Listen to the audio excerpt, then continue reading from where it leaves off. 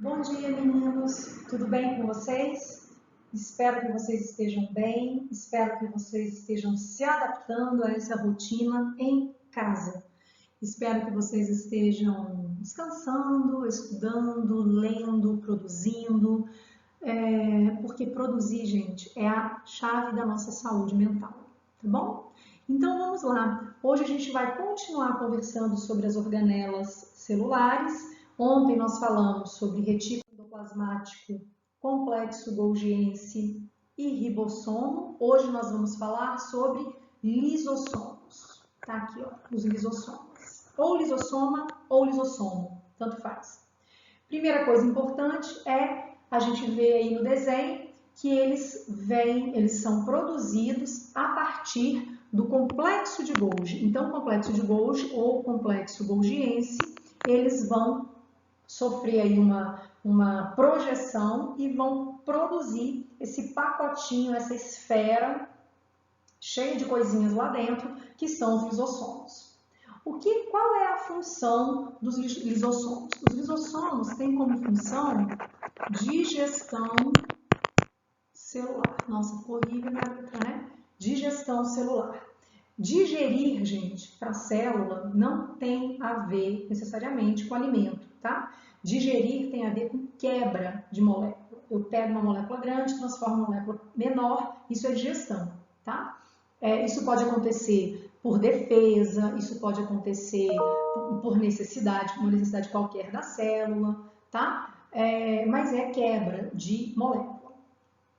O que tem dentro do lisossomo? Enzimas digestivas. E o que são enzimas digestivas, meninos? Proteínas. Proteínas que nós vimos ontem são produzidas por quem? Pelo ribossomo ou pelo retículo endoplasmático. Retículo endoplasmático ribossômico ou granuloso ou rugoso. Esses três nomes são válidos. Ontem, inclusive, nós estudamos como retículo endoplasmático granuloso, mas ele também pode ser chamado de ribossômico e ele pode ser chamado de rugoso, tá bom? Então vejam que coisa legal. O retículo endoplasmático ribossômico produz a enzima, transfere para o complexo golgiense, o complexo golgiense empacota e faz o lisossomo, beleza? Seguindo. Aqui a gente vai recordar o processo de fagocitose e pinocitose. Fagocitose e pinocitose é quando a célula traz para dentro partículas que ela acha interessante por algum motivo. Diferença entre fagocitose e pinocitose é o tamanho da partícula. A fagocitose vai fagocitar partículas entre 1 a 2 micrômetros. Pequenininho pra caramba. Mas o pinossomo, a pinocitose, vai trazer para dentro partículas ainda menores, na casa de 0,1 a 0,2 micrômetros. Menos de meio micrômetro, tá? Então é bem pequenininho. É só essa a diferença. Quando a fagocitose, quando ela acontece, ela vai gerar um fagossomo. E a pinocitose, quando ela acontece, ela vai gerar um pinossomo. Ou seja, a partícula que foi trazida para dentro e englobada com membrana, isolada com membrana. Ela não fica lá espalhada, esparramada no citoplasma da célula, não, porque isso poderia ser um risco para a célula. Muito bem. Então, aqui nessa imagem, o que a gente percebe? A gente percebe uma nomenclatura nova. Lisossomo primário e lisossomo secundário. E ainda tem também o vacúolo autofágico. A gente precisa entender o que são essas três coisinhas. Lisossomo primário é fácil. Acabou de ser liberado pelo sistema golgiense ou complexo golgiense, está formado o lisossomo primário. E ele fica ali na célula esperando a hora dele trabalhar. Uma substância foi fagocitada, entrou dentro de um fagossomo, precisa ser digerida, chama o lisossomo primário. O lisossomo primário vem aqui, ó, e pluft, junta com o fagossomo e vai formar o lisossomo secundário. Então, qual é a diferença do lisossomo primário para lisossomo secundário? O lisossomo primário acabou de sair do complexo Golgiense e está lá, membrana e enzimas digestivas. O lisossomo secundário fundiu com o fagossomo e formou o vacúolo digestivo. Então, dentro do lisossomo secundário tem a estrutura que foi fagocitada ou pinocitada, mais as enzimas do lisossomo. E nesse vacúolo digestivo é que vai acontecer a quebra das substâncias que entraram para dentro da célula. Tudo bem? O que é o vacúolo autofágico? Olha, lembra que auto é a própria célula. É quando a célula engloba uma organela que estava com problema e que precisa ser digerida e que vai juntar com o lisossomo primário para poder ser digerida. Digeriu, quebrou, se a substância puder sair da célula, ela será exocitada da célula, ok? Seguindo, então, a gente tem aqui um exemplo da ação do lisossomo. Essa célula azulada, ela está representando um macrófago, que é um glóbulo branco especializado em fagocitose. Então, lá o número 1, ele está fagocitando esse bastãozinho aí, que no desenho ele está chamando de célula inimiga ou antígeno, tá? Então, uma substância patogênica qualquer. Foi fagocitado, entrou para a célula. Entrou aqui, ó, através de um fagossomo. Observa que ela está isolada.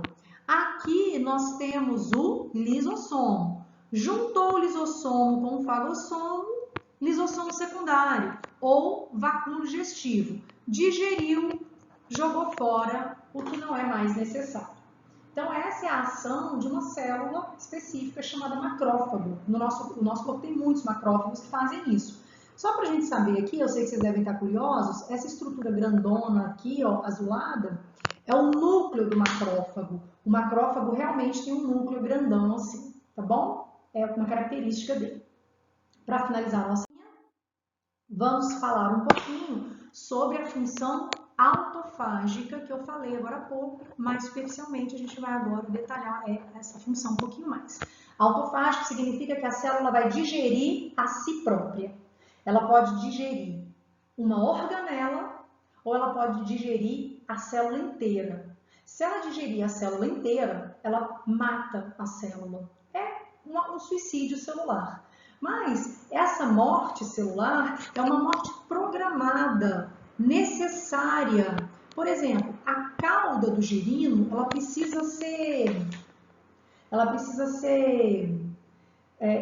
vai degenerar. O girino é a larva do sapo, tem cauda. O sapo não tem cauda. Então, essa cauda ela tem que degenerar. Esse processo é feito por apoptose das células da cauda do girino. Como que essas células vão sofrer essa morte programada? O lisossomo vai liberar as suas enzimas no citoplasma da célula e isso vai causar a morte da célula. Isso também acontece no desenvolvimento do sistema nervoso durante o desenvolvimento do embrião. O embrião produz muito mais neurônio do que o necessário, por uma questão de segurança. Quando chega num determinado ponto do desenvolvimento do neurônio, que do embrião, onde muitos neurônios já não serão mais necessários, mas estão consumindo energia, o que o organismo faz? Provoca a apoptose de parte desses neurônios desnecessários. Do mesmo jeito, os lisossomos vão lá, abrem suas membranas, distribuem suas enzimas e provocam a digestão dessa célula, ou seja, a morte dessa célula. A outra função autofágica a gente já tinha falado, quando a célula digere organelas que apresentam defeito. Isso para a manutenção da célula. Para finalizar, a silicose é uma doença onde o indivíduo aspira sílica, normalmente pessoas que trabalham em pedreiras, abrindo estradas, na construção civil, né? Essas pessoas acabam aspirando, né, a sílica, que é um componente de rochas, pedras e etc. Aí a sílica chega lá no pulmão é fagocitada pelas células pulmonares, e aí, ao invés dela ser digerida, é ela que abre a membrana do lisossomo. A enzima se espalha e a célula morre. Só que nesse caso, não é uma morte programada, é uma morte patogênica, é uma doença. E se a pessoa vai perdendo células do pulmão, ela vai perdendo capacidade respiratória, vai perdendo a capacidade de realizar trocas gasosas. Ela vai perdendo a capacidade de absorver gás oxigênio e ter energia para os seus processos vitais. Pode levar à morte? Pode. Só que não é você inspirar a primeira vez a sílica que você vai morrer. Não, você tem muitas células, então você vai ter que estar exposto à sílica por muito tempo, né? Acontece que durante esse tempo você vai perdendo aos poucos a sua capacidade de fazer atividade, você vai se tornando uma pessoa que cansa muito facilmente e acaba aposentando, acaba ficando com esse comprometimento crônico, né? Então, dificilmente uma pessoa vai morrer de silicose, mas ela vai se tornando incapaz, né, para um monte de atividades. Meninos, finalizamos aí a nossa aula sobre lisossomo. Recadinho final, fique em casa. Tá aí uma casinha bem bonitinha para vocês se inspirarem, né? E é isso aí. Estamos juntos, qualquer dúvida, vamos lá para o chat e vamos seguir nessa caminhada, ok? Juntos, mesmo distante. Um beijo e até mais. Tchau, tchau.